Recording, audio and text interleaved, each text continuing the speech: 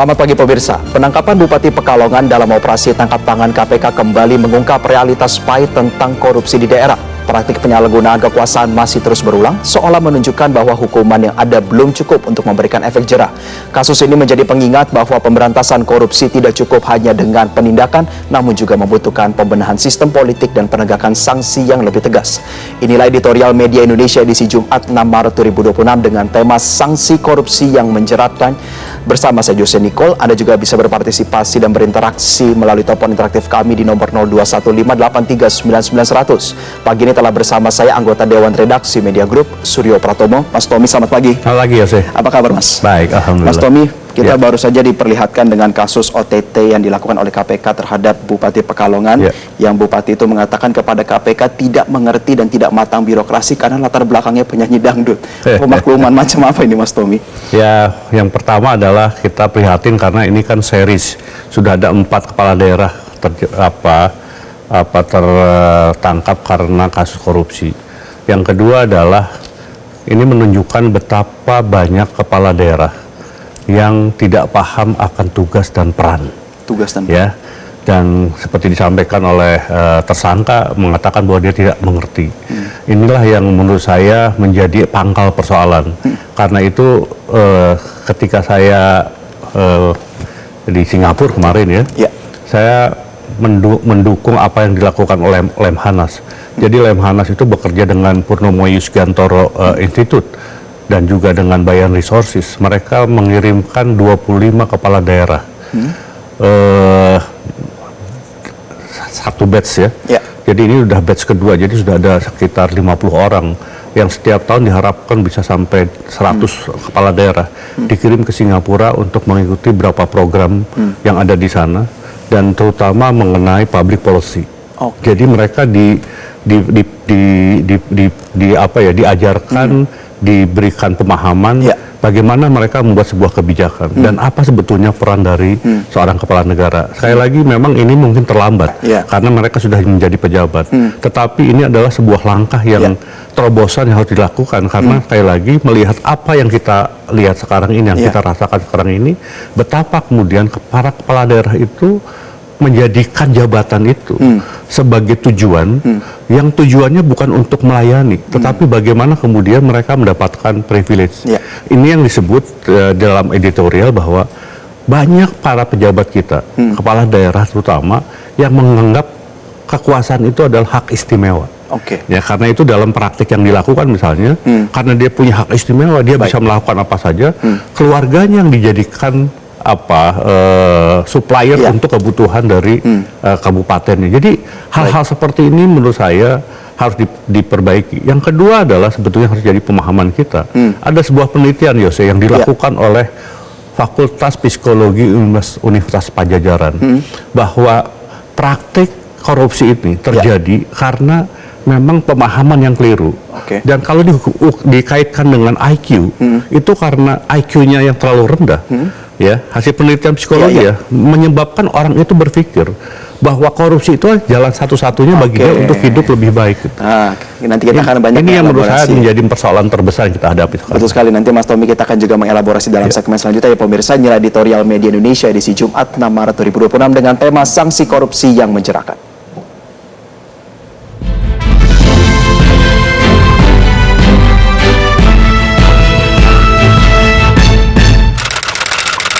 Sanksi korupsi yang menjerakan.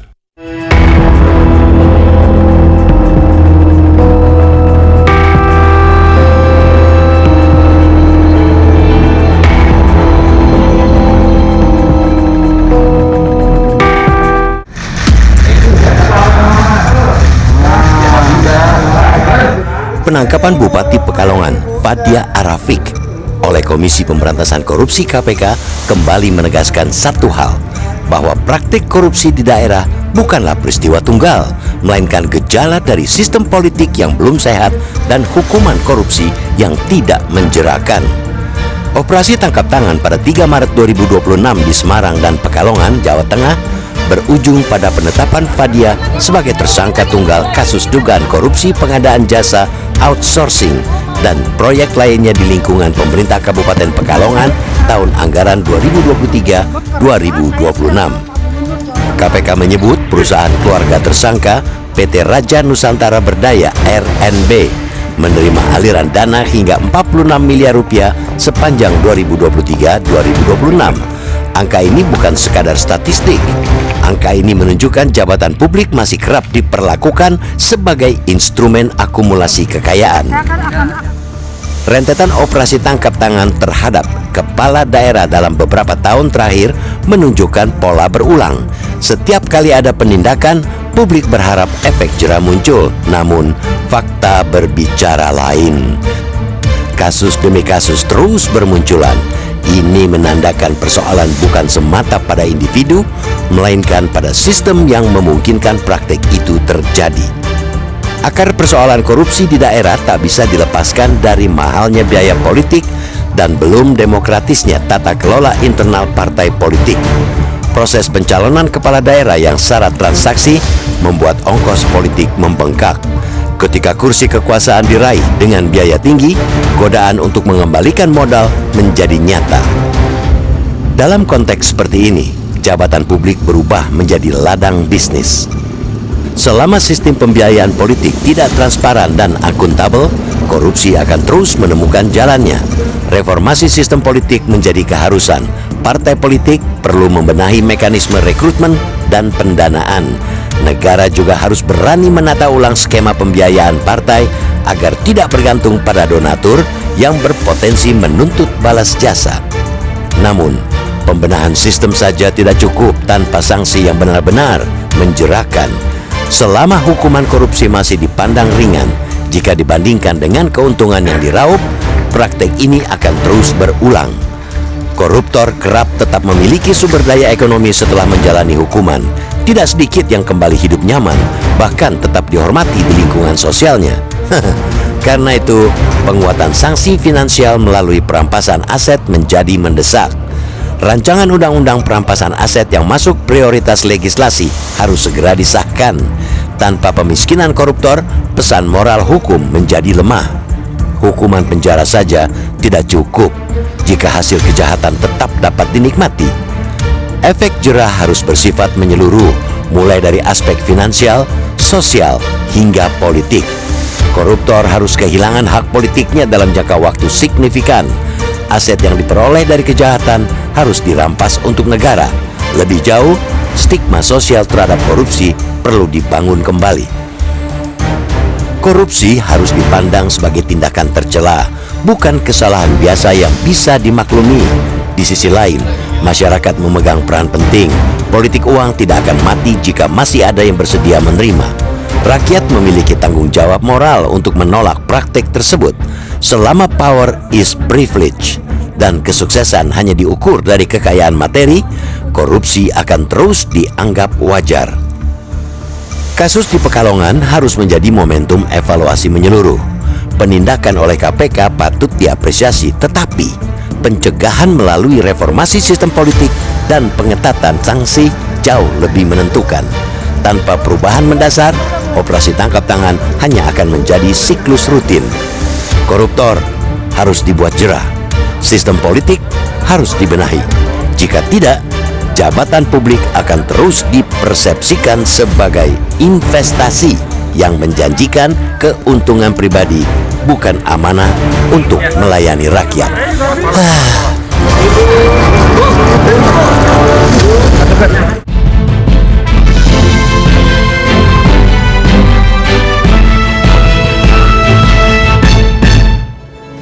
Pemirsa, Editorial Media Indonesia akan kembali usai jeda, tetaplah bersama kami.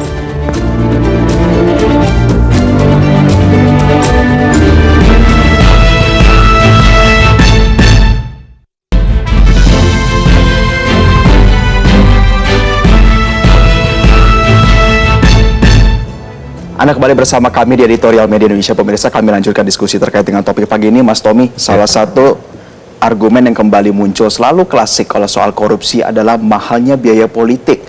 Pembaharuan paradigma ini seharusnya kita melihatnya bagaimana nih sebenarnya, Mas Tommy? Ya, sebetulnya semua orang harus tahu lagi ketika akan masuk menjadi pejabat negara. Nomor satu, kita tahu bahwa untuk menjadi bupati itu biayanya mahal. Ada yang mengatakan sampai 500 miliar. Ya. Yang kedua adalah ketika seseorang memutuskan ya untuk menjadi pejabat negara, maju dalam pemilihan, dia sudah tahu bahwa menjadi pejabat negara itu pasti remunerasinya tidak besar. Ya kan? Itu harus sudah sadar. Dan itu adalah pilihan. Tidak ada orang memaksa, harus kamu jadi bupati, kamu jadi wali kota. Tidak. Kita yang menentukan akan menjadi wali kota, jadi bupati. Dan risiko itu harus dia terima. Ketika risiko itu dihadapi, kemudian tidak ingin denial, dia ingin menyangkal, ingin kemudian dengan kekuasaan itu mendapatkan kekayaan, dia sudah melenceng dari cita-cita awal. Jadi kalau sekarang persoalannya adalah dikembalikan kepada mahalnya biaya politik, kita tahu memang kita harus benahi, ya, kita harus benahi nih biaya politik. Tetapi yang lain harus jadi kesadaran, ketika panggilan tugas itu datang, ya, dan kita memilih pilihan itu, dengan segala risikonya kita harus terima. Harus diterima. Jangan kemudian berdalih. Yang jadi masalah adalah dalam hidup, orang Korea punya filosofi menarik, Yose. Dalam hidup itu orang diberikan dua pilihan. Mendapatkan kehormatan atau mendapatkan kekayaan. Ya. Siapa yang menentukan kita? Kalau kamu ingin mendapatkan kehormatan, kamu jadi pejabat negara. Pejabat negara orientasinya bukan untuk kaya, tetapi dia akan kemudian dihormati oleh rakyatnya karena dia berpikir untuk kepentingan rakyat. Melayani. Ketika orang ingin jadi kaya, maka dia harus jadi pengusaha. Jangan kemudian campur aduk. Kita ingin dapat kehormatan, tetapi secara bersamaan ingin dapat kekayaan. Karena itu beberapa profesor teman saya dari Korea, kalau dia berkunjung ke Indonesia, dia seringkali bertanya begini, Pak Tommy, kenapa pejabat-pejabat di Indonesia itu kaya? Ya kan? Karena kalau di negara saya, pejabat itu gaya hidupnya tidak seperti ini. Ini yang tadi dia katakan, antara kehormatan dan kekayaan, di Indonesia itu udah mulai campur aduk. Anomali ya Pak ya? Jadi anomali. Jadi kembali lagi ke dalam yang tadi saya sampaikan kan, ini kan orang udah tahu biayanya mahal kok. Kenapa kamu mau masuk? Kalau kamu masuk harus, kalau sudah basah, berenang lah. Ya kan? Jangan kemudian mau masuk tetapi tidak mau risikonya. Nah, ini yang menurut saya harus kita tata kembali. Mas Tommy, kita coba masuk ke isu yang lebih spesifik berkaitan dengan pendanaan publik kepada partai politik. Apakah sebenarnya kalau misalkan ditingkatkan, Mas Tommy, bisa ketemu nih negara dan masyarakat? Nanti kita akan bahas lebih lanjut usai jeda ya Mas Tommy dan juga pemirsa. Tetaplah bersama kami di Editorial Media Indonesia.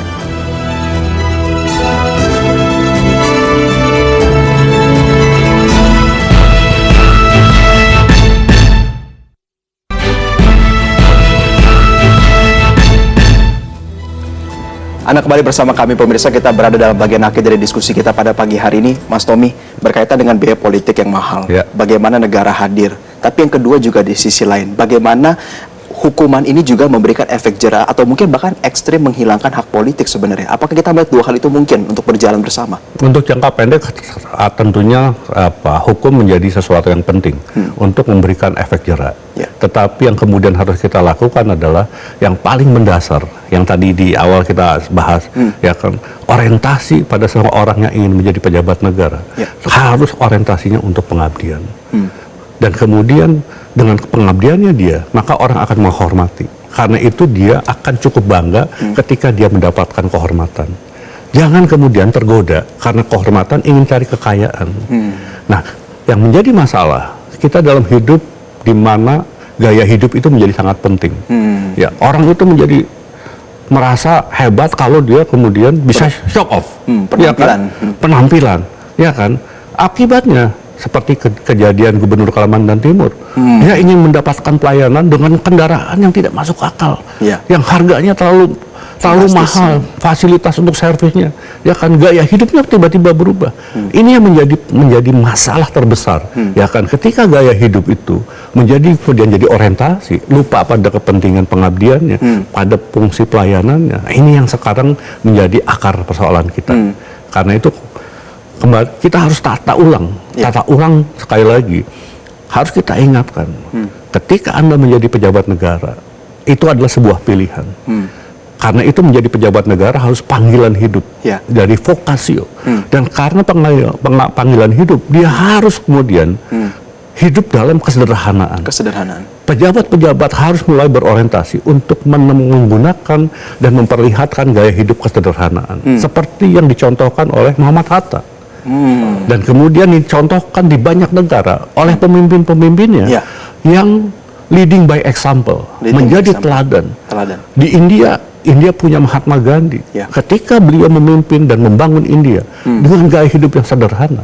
Dan ucapan yang selalu diingat oleh semua orang adalah the world is always enough to the people needs, but never enough to the people greed. Jadi ketamakan, kerakusan itu akan membuat sekali lagi ada ketimpangan seperti sekarang. Dan kalau ada terjadi ketimpangan di Indonesia, kemiskinan, sekali lagi penyebabnya apa yang dikatakan oleh Muhammad Gandhi. Karena ada kerakusan, maka dunia itu tidak akan pernah cukup. Indonesia selalu dikatakan negara yang sangat kaya raya. Tapi mengapa kemudian ketimpangannya masih 0,37%? Gini ratio kita masih tinggi. Ya karena kembali lagi ada orang-orang yang kemudian begitu rakus dan seakan-akan hebat itu karena dia bisa pamer kekayaan tanpa berkarya.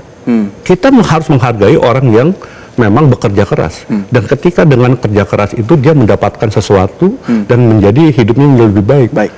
Itu fairness, dan itu yang mendorong semua orang untuk memacu kualitas dirinya, berlomba-lomba untuk berkarya. Karena dengan berkarya mereka akan mendapat return dan kemudian kehidupan yang lebih baik. Baik, dan tentunya kita berharap bahwa pada akhir ini menjadi evaluasi kita bersama, tidak akan berhenti ya. Terima kasih anggota Dewan Redaksi Media Group, Mas Tobi, telah bergabung bersama kami pada pagi hari ini.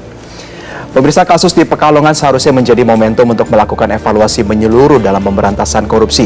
Penindakan oleh KPK perlu diapresiasi, namun yang tak kalah penting adalah membangun sistem politik yang lebih transparan serta menerapkan sanksi yang benar-benar menjerakan. Tanpa langkah mendasar tersebut, praktik korupsi beresiko terus berulang dan jabatan publik akan kembali dipandang sebagai sarana mencari keuntungan pribadi. Demikian editorial Media Indonesia edisi kali ini, pemirsa. Saya Jose Niko, mewakili kerabat kerja yang bertugas mengucapkan terima kasih untuk atensi Anda. Selamat pagi dan sampai jumpa.